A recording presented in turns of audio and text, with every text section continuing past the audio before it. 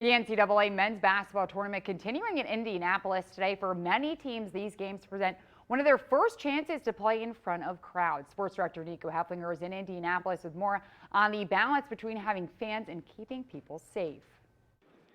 Fans from across the country arriving in Indianapolis to see their favorite teams play in the NCAA tournament.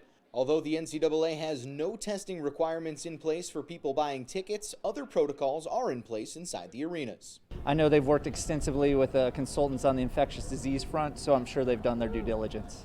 Attending games means adhering to guidelines, including mandatory mask wearing, sanitizing stations, and social distancing through limited ticket sales up to 25% of an arena's capacity.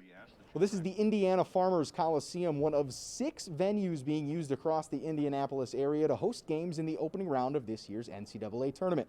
With a normal stadium capacity of 6,500, only around 1,600 tickets will be sold for games played here. The biggest concern for the tournament will be preventing an outbreak on a roster and avoiding any cancellations or postponements. Testing still happening on a daily basis to monitor the health of all players and staff.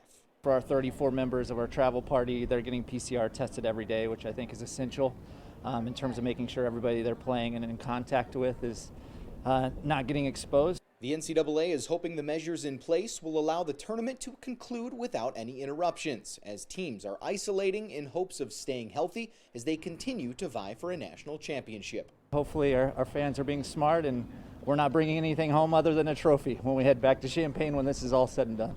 Reporting in Indianapolis, I'm Nico Haeflinger. And speaking of COVID-19 safety, Virginia Commonwealth University reported positive COVID-19 tests, which mean their opponent, Oregon, they will automatically advance to the Sweet 16. Now,